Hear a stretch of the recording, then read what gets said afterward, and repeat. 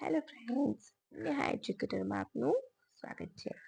આજે હું તમારા માટે લઈને આવી છું 28 અને 29 ઓક્ટોબર 2025ના મહત્વના કરંટ અફેર્સ, જે તમારી આવનારી પરીક્ષામાં તમને ખૂબ ઉપયોગી થશે.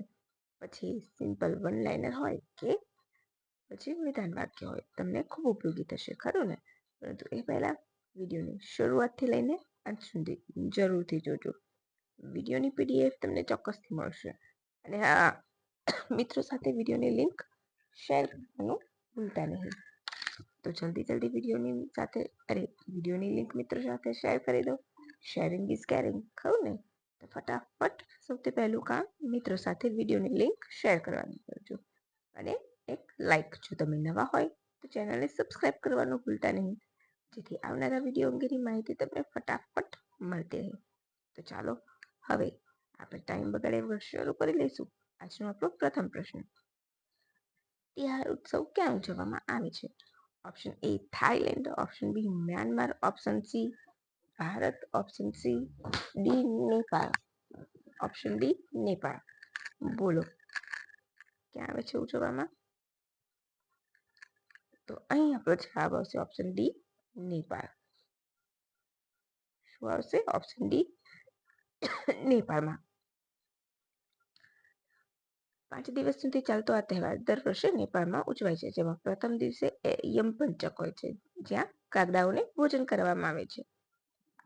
આ ઉત્સવ માણસ અને કૂતરાની વચ્ચે વફાદારી અને મિત્રતાના પ્રતીક રૂપે ઉજવવામાં આવે છે. આ દિવસે કિશોરીઓ ટોલિયા નૃત્ય કરે છે અને પહેલો ગીત ગાય છે. અહીં આપણું તિહાર ઉત્સવ વિશે માહિતી પૂરી થાય છે.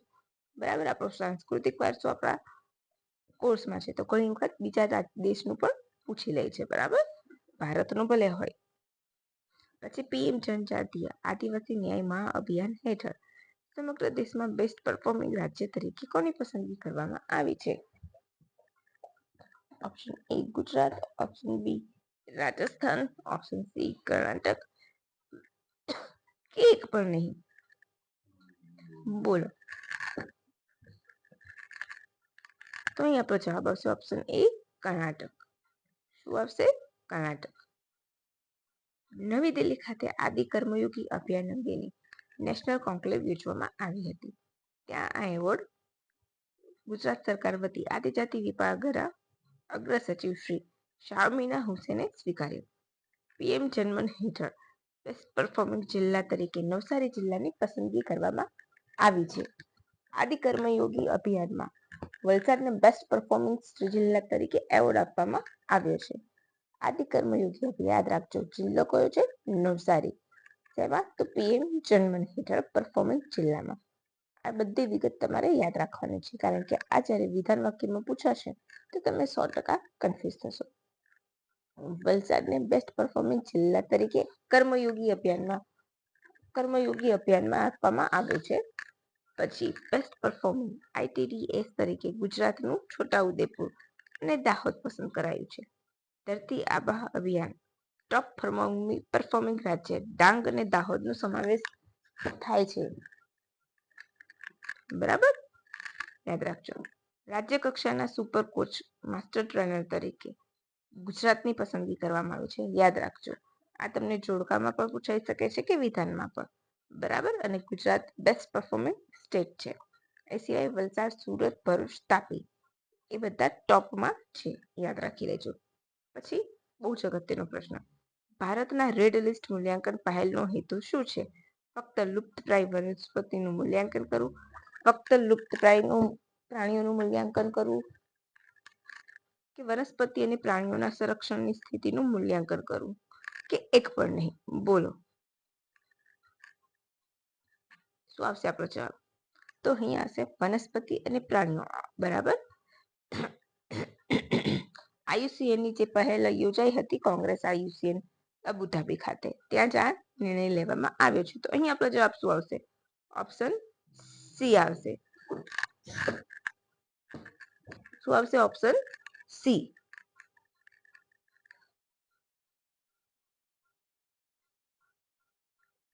બરાબર. ભારતે પોતાના વનસ્પતિ અને પ્રાણીઓના સંરક્ષણ સ્થિતિનું મૂલ્યાંકન કરવા માટે 5 વર્ષની રાષ્ટ્રીય રેડ યાદી મૂલ્યાંકન પહેલ શરૂ કરી છે. આ જાહેરાત અબુધાબી UAE ખાતે ચાલી રહેલ IUCN world conservation Congress summit દરમિયાન કરવામાં આવ્યો હતો. અત્યાર સુધી રેડ લિસ્ટ વિઝન હેઠળ 11,000 પ્રજાતિનું મૂલ્યાંકન કરવામાં આવ્યું છે, જેમાં 7,000 વનસ્પતિ અને 4,000 પ્રાણીઓનો સમાવેશ થાય છે. નોડલ એજન્સી ભારત તરફથી નોડલ એજન્સી કોણ છે ભારતમાં? તો ZSI geological survey of India, ભારતીય વનસ્પતિ સર્વેક્ષણ અને ભારતીય વન્યજીવ સંસ્થા. આ પહેલ CBD અને GBF એટલે કે કુનમિંગ મોન્ટ્રીયલ ગ્લોબલ ડાયવર્સિટીના લક્ષ્ય હેઠળ સુસંગત છે. અચ્છા, વિશ્વમાં કેટલા મેગા ડાયવર્સિટી પાર્ક છે? 6. એમાંથી ભારતમાં 4 છે. કયું? તો હિમાલયન, પશ્ચિમ ઘાટ, ઇન્ડો-બર્મા અને સુંદાલેન્ડ. એ 4 તમારે યાદ રાખવાના છે. ભારતની પ્રજાતિઓની સ્થિતિમાં શું છે? 7.2 પ્રાણીઓ અને 6.3 પ્રજાતિ છે. એમાંથી 13.4 જોખમમાં છે. IUCNની રેડ લિસ્ટ કેટેગરીમાં IUCN જે રેડ લિસ્ટ કેટેગરી બહાર પાડે છે તો કયું? વિલુપ્તતા, અતિ જોખમી, ગુજરાતીમાં હંમેશા જ પૂછાતા હોય છે.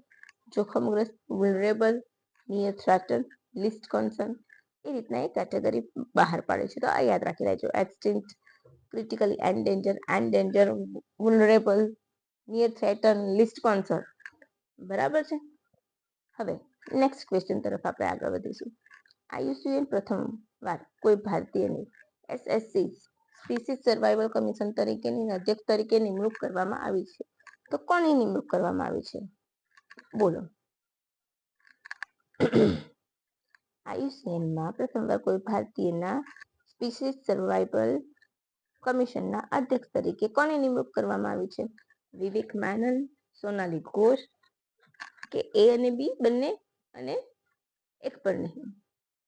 તો અહીં આપણો જવાબ શું આવશે? અહીં આપણો જવાબ આવશે વિવેક મેનન. શું આવશે આપણો જવાબ? વિવેક મેનન. યાદ રાખજો. બરાબર છે. તો વિવેક મેનનની નિમણૂક કરવામાં આવી છે. તેઓ આ પદ પર ફક્ત ભારતીય જ નહીં પરંતુ નિમણૂક પામનાર પ્રથમ એશિયન વ્યક્તિ પણ છે. 2029 સુધી તેઓ આ પદ ઉપર રહેશે. 75 વર્ષના ઇતિહાસમાં પ્રથમ વખત કોઈ એશિયનની ભારતીય તરીકે એશિયન કે ભારતીય આ પદ પર નિમણૂક પામ્યું છે. વિવેક મેનન તો વર્લ્ડ ટ્રસ્ટ ઓફ ઇન્ડિયાના સ્થાપક છે. તેઓ IUCN SSCના એશિયન હાથી સંરક્ષણ માટે પણ તાલીમ આપી ચૂક્યા છે. તેમણે CITES, યુનેસ્કો, CBD તેમજ વૈશ્વિક સંરક્ષણ સંધિમાં પણ સેવા આપી છે. ઇન્ડિયા મેમલ્સ અ ફિલ્ડ ગાઈડ એમનું પુસ્તક છે. એ સિવાય પણ એમણે ઘણા પુસ્તકો લખ્યા છે. બરાબર. હવે ખૂબ જ અગત્યનો પ્રશ્ન. છઠ ઉત્સવ વિશે નીચેનામાંથી કયું વિધાન સાચું છે? છઠ ઉત્સવ વિશે નીચેનામાંથી કયું વિધાન સાચું છે? ઓપ્શન એ, છઠ ઉત્સવ બિહાર, ઉત્તર પ્રદેશ અને નેપાળમાં પણ ઉજવવામાં આવે છે. આ 4 દિવસ સુધી ચાલતો તહેવાર છે. આ તહેવારની શરૂઆત નહાય ખાયનાથી પવિત્ર વિધિ સાથે શરૂ થાય છે. ઉપરના બધા વિધાન સાચા છે. બોલો. તો અહીં આપણો જવાબ આવશે ઓપ્શન ડી. ઉપરના બધા વિધાન સાચા છે. બરાબર છે. ભગવાન સૂર્ય અને તેમના બહેન ષષ્ઠી દેવી એટલે કે છઠ મૈયાને સમર્પિત તહેવાર છે. આ પૂજામાં વિવિધ ધાર્મિક વિધિઓ કરવામાં આવે છે. શું કરવામાં આવે છે? વિવિધ ધાર્મિક વિધિ કરવામાં આવે છે. પછી બીજો દિવસ તો ખરના વિધિ, ત્યારબાદ સંધ્યા આરતી એટલે કે ત્રીજો દિવસ, અને ચોથા દિવસે ઉષા આરતી સાથે સમાપન થાય છે. તો છઠ ઉત્સવ તમે પરફેક્ટલી કરીને રાખજો.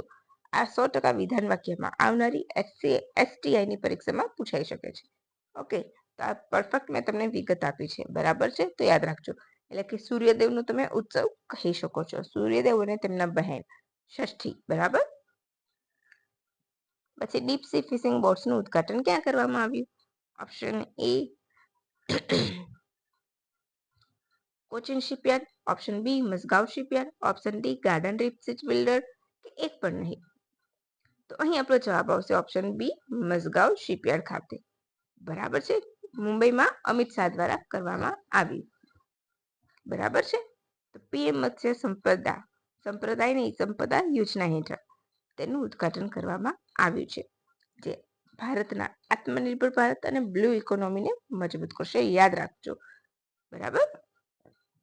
પછી સરકારી ક્ષેત્રની તમામ ક્ષમતાનો ઉપયોગ કરવા માટે પ્રતિબદ્ધ બનશે અને ગરીબ મછવારાઓ માટે સમૃદ્ધિનું વાહક બનશે.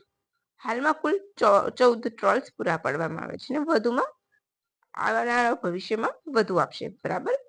આ શું કરી શકે છે આ બોટ્સ? તો 20 ટન સુધી માછલીઓ લઈ જઈ શકે છે તેમજ 25 દિવસ સુધી ઊંડા સમુદ્રમાં પણ રહી શકે છે. કેટલાક મોટા જહાજો પણ દરિયાની મધ્યમાં રાખવામાં આવશે જે દરિયા કિનારેથી માછલીઓ ઉપાડી શકે અને કિનારે લાવી શકે છે. આ ટ્રોલ્સમાં રહેવાની, ખાવાની, પીવાની બધી જ વ્યવસ્થા પૂરી પાડવામાં આવશે. યાદ રાખી લેજો, બહુ જ અગત્યનો પ્રશ્ન છે અને આવનારા પરીક્ષામાં 100% પૂછાશે. હવે આગળનો પ્રશ્ન આપણે જોઈશું. વિજિલન્સ અવેરનેસ વીક ક્યારે ઉજવવામાં આવી? વિજિલન્સ અવેરનેસ વીક રેલવે મંત્રાલય દ્વારા ક્યારે ઉજવવામાં આવ્યું?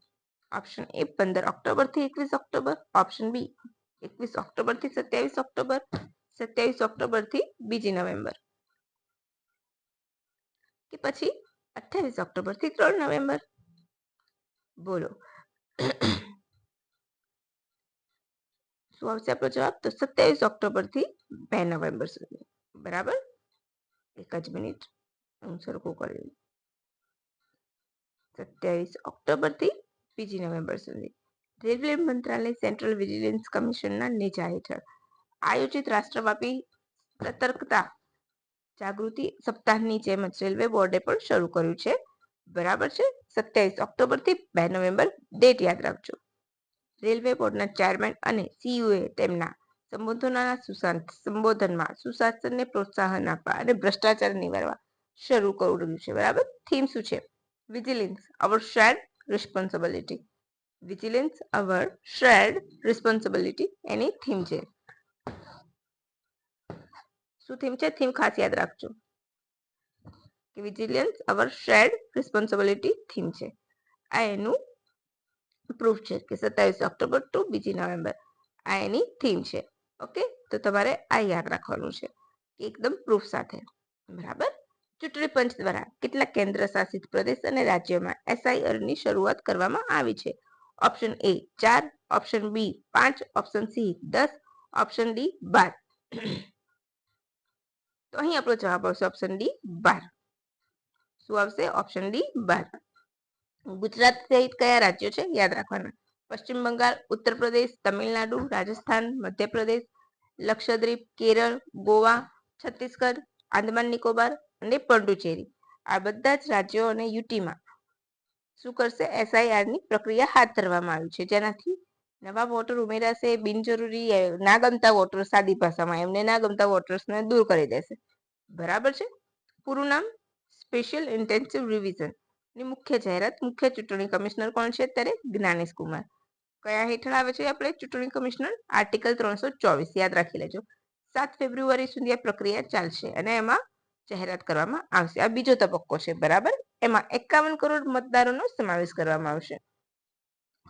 એનો હેતુ શું છે? તો યોગ્ય મતદાતાને આ યાદીમાં સામેલ કરવાનો અને અયોગ્ય મતદાતાને આ યાદીમાંથી બાકાત કરવાનો. અત્યાર સુધીમાં 1951 થી લઈને 2004 સુધી 8 વર્ષની પ્રક્રિયા થઈ ચૂકી છે. યાદ રાખી લેજો. બરાબર. કેટલી વખત? 2004માં છેલ્લે થઈ હતી. એ પણ તમારે યાદ રાખવાનું છે. પછી બહુ અગત્યનો પ્રશ્ન છે. ભારતની મહિલા IASV ત્રિસેવા સેનાની નૌકાદળ ત્રિવેણી ક્યાં પહોંચી? Australia, Malaysia, Mauritius, Thailand. બોલો. તો અહીં આપણો જવાબ આવશે ઓપ્શન એ ઓસ્ટ્રેલિયા. ક્યાં? ઓસ્ટ્રેલિયા. પ્રથમ આ ટાઈપની મહિલાઓ દ્વારા ત્રિસેવા નૌકાદળ વિશ્વમાં આવી છે. બરાબર. એ પણ યાદ રાખજો. ભારતની મહિલા ત્રિસેવા સેનાની નૌકાદળ ઓસ્ટ્રેલિયાના ફ્રેમેન્ટલ દરિયા કિનારે પહોંચી ચૂકી છે. સમુદ્ર પ્રદક્ષિણા અભિયાન હેઠળ એ પહોંચ્યું છે. તેની હેઠળ સમુદ્ર પ્રદક્ષિણા અભિયાન હેઠળ ત્રિસેવા મહિલા સમુદ્ર પ્રદક્ષિણા વિશ્વની પ્રથમ ત્રિસેના મહિલા પરિક્રમા અભિયાન બન્યું છે. બરાબર, યાદ રાખી લેજો. અને આજનો આપણો છેલ્લો પ્રશ્ન છે. કયો છે? છેલ્લો પ્રશ્ન. વિજ્ઞાન રત્ન પુરસ્કાર 2025 કોને મળ્યો છે? જ્ઞાનેન્દ્ર પ્રતાપસિંહ, જયંત વિષ્ણુ નાર્લીકર, એ અને બી બંને કે ઉપરના બંને? એ બંને આવી ગયું. તો અહીં આપણો જવાબ આવશે ઓપ્શન બી, જયંત વિષ્ણુ નાર્લીકર. બરાબર છે. વિજ્ઞાન અને ટેકનોલોજી મંત્રાલય દ્વારા વિજ્ઞાન રત્ન પુરસ્કાર આપવામાં આવે છે. કુલ 4 કેટેગરી છે. વિજ્ઞાન રત્ન, વિજ્ઞાનશ્રી, વિજ્ઞાન યુવા, શાંતિ સ્વરૂપ ભટનાગર અને વિજ્ઞાન ટીમ એવોર્ડ. યાદ રાખજો. જયંત વિષ્ણુ નાર્લીકરને વિજ્ઞાન રત્ન એવોર્ડ આપવામાં આવ્યો છે. કોને આપવામાં આવ્યો છે? જયંત વિષ્ણુ નાર્લીકરને.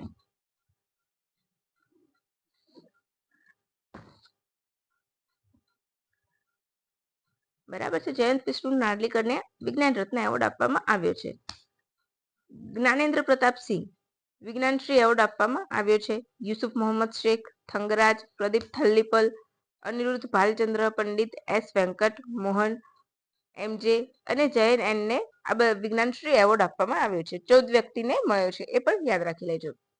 8 ને 14 અલગ અલગ કેટેગરી થઈને વિજ્ઞાનમાં ઉત્કૃષ્ટ યોગદાનને માન્યતા આપવા માટે આ એવોર્ડ આપવામાં આવે છે. અરોમા મિશન ટીમને કૃષિ ક્ષેત્રે વિજ્ઞાન ટીમ એવોર્ડ આપવામાં આવ્યો છે. અરોમા મિશન ટીમ યાદ રાખજો. અરોમા મિશન ટીમને કૃષિ ક્ષેત્રે વૈજ્ઞાનિક ટીમને કૃષિ માટે એવોર્ડ આપવામાં આવ્યું છે. શાંતિ સ્વરૂપ ભટનાગર એવોર્ડ 45 વર્ષથી ઓછી ઉંમરના વૈજ્ઞાનિકને આપવામાં આવે છે. યાદ રાખજો. યુવા વિજ્ઞાન શ્રેણી હેઠળ 14 યુવાની તેના માટે પસંદગી કરવામાં આવી છે. કેટલા? 14 યુવાની. એ તમારે મેઇન તો જયંત વિષ્ણુ નાર્લીકર એને યાદ રાખવાના છે આજીવન બરાબર યોગદાન માટે. પછી આવશે 20 ઓક્ટોબર 2022 થી ઇન્ટરનેશનલ એનિમેશન ડે ઉજવવામાં આવે છે. બરાબર. પછી 27 ઓક્ટોબર તો ભારતીય સેના દ્વારા 79 ઇન્ફેન્ટ્રી દિવસ ઉજવવામાં આવ્યો એટલે કે શૌર્ય દિવસ. કેમ? તો 1947માં આ જ દિવસે શ્રીનગરના હવાઈ મથક ઉપર ઉતરાણ કરનાર પ્રથમ સૈનિક દળ હતું એટલા માટે. બરાબર છે. પછી અત્યારે હાલ સાયક્લોન મોથા બંગાળની ખાડીમાં આકાર લીધો છે અને આંધ્રપ્રદેશમાં અસર કરશે. એને નામ કોણ આપ્યું છે? થાઈલેન્ડ. આ સિમ્પલ વન લાઇનર તરીકે પૂછાય છે. કાં તો સાયક્લોન ક્યાં આવ્યું અને સાયક્લોનનું નામ કોણે આપ્યું છે? તો બસ ફ્રેન્ડ્સ, આજનો આપણો 28 અને 29 ઓક્ટોબરના કરંટ અફેર અહીં પૂરા થાય છે. જો તમને મજા આવી ગઈ હોય તો લાઈક, શેર, સબસ્ક્રાઇબ કરવાનું ભૂલતા નહીં અને વિડીયોની લિંક તમારા મિત્રો સાથે શેર કરવાનું ભૂલતા નહીં. વિડીયોની પીડીએફ તમને નીચે ડિસ્ક્રિપ્શન બોક્સમાં મળી જશે, તો એ પણ તમે ત્યાંથી ડાઉનલોડ કરી લેજો. ઓકે ફ્રેન્ડ્સ, તો ચાલો, thank you for watching my video and have a nice day.